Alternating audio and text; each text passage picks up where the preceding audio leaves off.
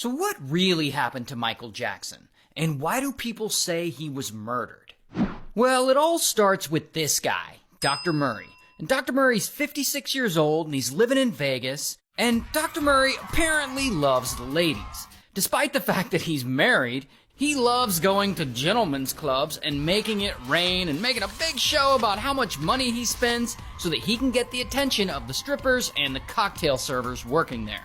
And this appears to work well for him because he smashes a lot. And all that smashing results in babies. Lots and lots of babies. In fact, Dr. Murray has 7 children from 6 different baby mamas. And that's great and all, but kids cost money, and bro doesn't really like paying child support for all those kids. And so he gets sued again and again and again by his many baby mamas for not paying child support.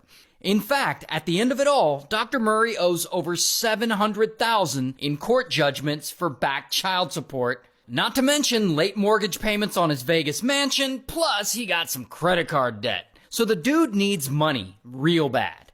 And one day in 2009, he gets a call that might be the answer to all his financial problems. And that call is from this guy, Michael Jackson, the king of pop. So this is happening in 2009. So who is Michael Jackson to the world in 2009? Well, he's still probably the most famous, most recognizable person on the entire planet. Everyone knows he made the biggest album of all time and broke records with his massive sellout tours in the 80s and 90s. But by 2009, he's 50 years old at this point. And Michael, he's been dealing with his own financial problems. And so due to legal bills and drug dependency and mismanagement, Michael is now apparently $500 million in debt. And so to solve this problem, he needs to start touring again. And this will be his first tour in over a decade.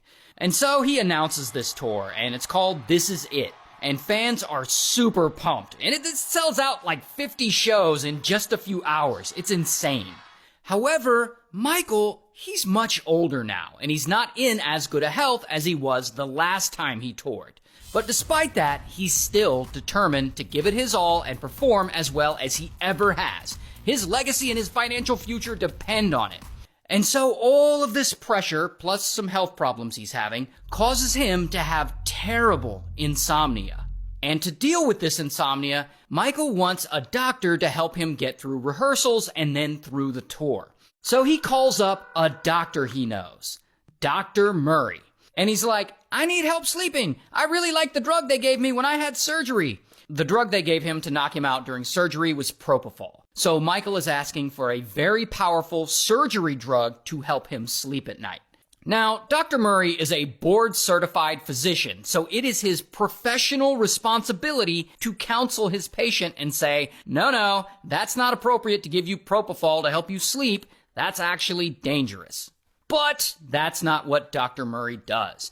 Instead, he ends up giving Michael a regular supply of the drug he wants in exchange for $150,000 a month. And so Dr. Murray flies all the way from Las Vegas over to Los Angeles to be with Michael and be his personal doctor. And of course, Dr. Murray loves the way this makes him look important. He's always name-dropping when he's in front of women, like, yeah, I'm Michael Jackson's doctor. I'll introduce you sometime. Sometimes he'll even use Michael's name to get dates with women half his age. Like, it's really gross.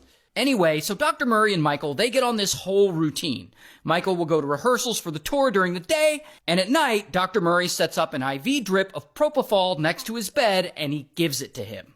Now, just to be clear, propofol is not a sleep medication. Like, it doesn't make you sleep. It puts you in a drug-induced coma so that you don't wake up during major surgery. Like, literally, that's what it's for. And it's only supposed to be used in hospitals because it's crucial that someone watch over you the entire time that you're on this drug, because propofol slows down your breathing, and if you stop breathing, you won't wake up, and you will, in fact, die. But Dr. Murray ignores all this, and he continues to put Michael on an extremely dangerous drug night after night after night. And he doesn't hook Michael up to a heart monitor to be alerted if he stops breathing or anything, nor does he even have life-saving equipment with him in case something goes wrong. And about 2 months go by. And then one night, something does go horribly wrong. On this night, Dr. Murray gives Michael a whole cocktail of heavy anti-anxiety drugs, but he still can't sleep. So the next morning, he gives him propofol. And then he does the worst thing that a doctor or anyone could do in this moment. He walks away and he leaves Michael there alone, unattended. And it's during that time that Michael stops breathing. And of course, Dr. Murray doesn't notice, he's busy messing around on his computer and he's checking his email, and he sees that he got an email from Michael's insurance broker for the upcoming tour, and the insurance broker is like, "Are you sure Michael is healthy enough to tour? We've heard he's not in good health." And Dr. Murray emails them back and he's like, "That's ridiculous. Michael's in perfect health." Then the dude starts making phone calls, and he's on the phone chatting with a new younger woman he's trying to smash with. And that is when he finally checks and he notices that Michael isn't breathing. So he panics and he tries to give Michael CPR. But here's the weird thing. Despite being a doctor, Dr. Murray doesn't know how to properly do CPR, so he does it wrong. Now, at this point, he should at the very least call 911. But he doesn't even do that. Instead, he calls Michael's personal security. And so soon you have Michael's bodyguard running into the room, and Dr. Murray instructs the bodyguard to help him get rid of the propofol vials and the IV bag of propofol. And so Dr. Murray waits until after he's cleaned everything up in the room to say, "Okay, call 911. And so finally, more than 25 minutes after Murray first saw Michael not breathing, the bodyguard calls 911. Some sources say he waited as long as 83 minutes. So that's somewhere between 25 and 83 minutes of his patient not breathing. And so Michael, he's rushed to the hospital, but by that point, it's too late. He's already gone. The most famous person in the world has passed away. And then, when the news of Michael's passing gets out, it is a massive story that blows the fuck up. And millions of people flood to Google and Wikipedia and Twitter looking for news about Michael. So much so that the sites can't handle that much traffic and they all temporarily go down. In fact, so many people Google Michael Jackson at the same time that the people working at Google think that they're under some kind of cyber attack. That's how big this news is.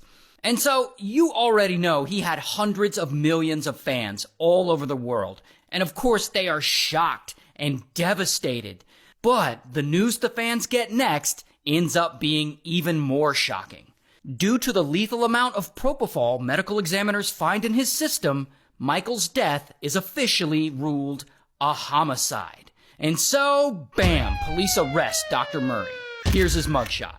And so ultimately, he has to go to trial and answer for the fact that he gave Michael so much propofol. By the end of it all, Dr. Murray admits no fault and takes no responsibility. And so he's found guilty of involuntary manslaughter and he's sentenced to 4 years in prison.